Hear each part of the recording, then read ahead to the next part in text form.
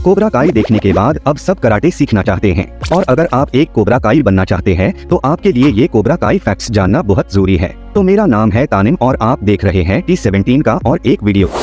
अब यहाँ बहुत सारे रीमेक्स, रीबूट्स और लॉन्ग अवेटेड सीक्वल्स बनाया गया है, लेकिन वो खुद के ऊपर उतना प्राउड नहीं करते हैं। हमने ऐसे बहुत से मूवीज देखे हैं जो कि 80s के पॉपुलर मूवीज के ऊपर बेस्ड होते हैं, लेकिन वो अक्सर ओरिजिनल प्लॉट को छोड़कर आउट ऑफ द प्लॉट चले जाते हैं। लेकिन कोबरा काई के केस में ऐसा नहीं है। कोबरा काई कराटे किड को इतना ज्यादा पसंद करता है कि हमने कराटे किड मूवीज में जितना कुछ देखा इससे ज्यादा हमें कोबरा काई में देखने को मिला है। अगर आपको लरूसो वर्सेस लॉरेंस की फाइट में कुछ नया नया लग रहा है तो आप सही हो। उनके पास ओरिजिनल मूवी से ऐसे बहुत से कटिंग सीन्स थे जो उन्होंने कोबरा काई सीरीज में दिखाया है। ओरिजिनल मूवी में हमें जॉनी और लरूसो के बीच जो फेमस फाइट देखने को मिला था, इसी फाइट के वजह से ही हमें कोबरा काई सीरीज देखने को मिला है।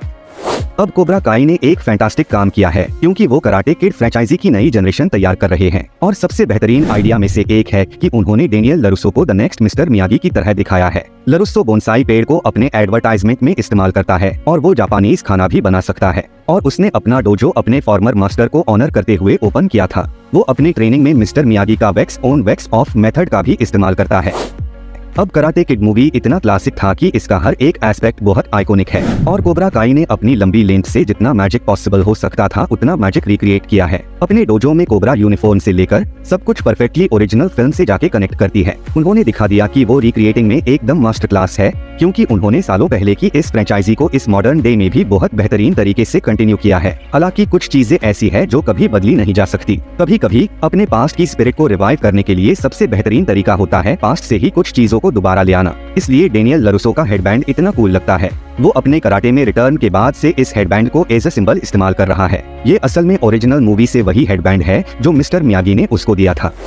कोबरा काई का सीजन 1 बहुत ही ज्यादा इम्प्रेसिव था, जिसके वजह से इसका सीजन 2 सीजन 1 से बेहतर बनाना उनके लिए लगभग इम्पॉसिबल था। लेकिन फिर उन्होंने वो फॉर्मूला इस्तेमाल किया जिसने कराटे किड को इतना क्लासिक बनाया है, लेकिन उन्होंने इस स्टोरी को एकदम नए पर्सपेक्टिव से दिखाया है, जिसके वजह से व्यूअर्स को ओरिजिनल फिल्म का हर एक सीन दोबारा याद आ जाता है, जिसके वजह से कोबरा काई का सीजन 2 सीजन 1 से और भी अच्छा बन गया था। और एक वजह से सीजन 2 सीजन 1 से बेटर थी क्योंकि सीजन में हमें दी ओरिजिनल कोबरास के रियूनियन देखने को मिला था। हालांकि ये बहुत ट्रेजिक था कि टॉमी का कैरेक्टर हमें छोड़कर चला गया, लेकिन इससे भी ज्यादा दर्दनाक है कि रॉब गैरिसन जो टॉमी का कैरेक्टर प्ले करते थे वो एपिसोड रिलीज होने के कुछ टाइम के बाद ही हमें छोड़कर चले गए थे।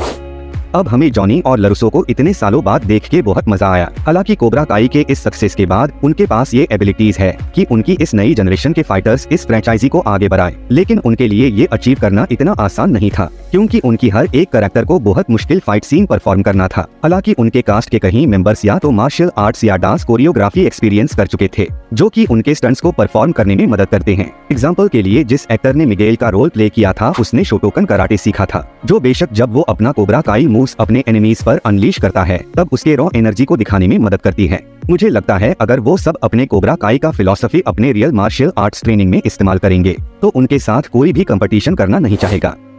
अब ऐसा देखने में लगता है कि डेनियल लरूसो के पास एक परफेक्ट लाइफ है। वो अपने परिवार के साथ खुश रहता है क्योंकि उसकी वाइफ और बच्चे बहुत वंडरफुल है। उसके पास कार डीलरशिप का बिजनेस है और वो देखने में भी काफी यंग लगता है। वो देखने में इतना यंग लगता है कि आप जानकर शॉक होंगे कि जिस एक्ट्रेस ने उसकी वाइफ का रोल प्ले किया था वो असल में उससे 20 साल छोटी है। हालांकि जैसा कि हमने सीजन 1 में देखा है कि उसकी वाइफ और उसकी मदर के बीच टेंशन और भी आगे बढ़ रहे थे, लेकिन यहाँ भी उन्होंने एक बहुत अच्छा काम किया था क्योंकि जिस एक्ट्रेस ने ओरिजिनल मूवी में लरूसो की मदर का रोल प्ले किया था उन्होंने उसी एक्ट्रेस को कोबरा काई सीरीज में वापस लाया था, जिसके वजह से ऑडियंस पास्ट से कनेक्ट कर पाते हैं।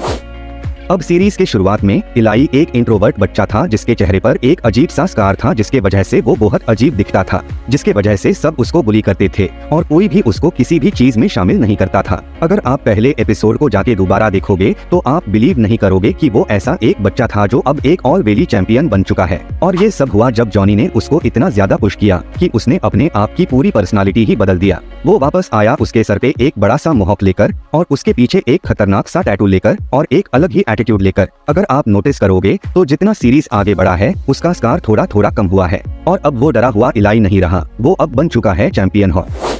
अब जॉनी का कोबरा काई जर्नी शुरुआत में उतना आसान नहीं था। उसके पास लगभग खाली डोजो था, जब तक कि मिगाइल ने कैफेटेरिया में अपने कोबरा काई स्किल्स नहीं दिखाया था। क्योंकि जॉनी अपने डोजो का रेंट ठीक से नहीं दे पा रहा था, तो ऐसा लग रहा था कि जॉनी अपना डोजो 1 महीने भी नहीं रख पाएगा। लेकिन उसके लिए चीजें और भी खराब हो गई जब डेनियल ने उससे भी ज्यादा रेंट देने का ऑफर दिया था। तो जॉनी ने डिसाइड किया कि वो अपना रेंट देने के लिए वो अपने डोजो में योगा करने देगा। ये बहुत मजेदार है क्योंकि योगा उन चीजों को रिप्रेजेंट करता है जिन चीजों का कोबरा काई अगेंस्ट था, और इस डोजो में उन्होंने जो पहले योगा पोज किया था वो कोबरा पोज ही था। तो अगर आपने पूरा वीडियो देख लिया तो आप भी एक कोबरा काई बन सकते हो। या आपको मियागी डो में जाना है, लेकिन जाने के पहले वीडियो को लाइक और चैनल को सब्सक्राइब कर देना।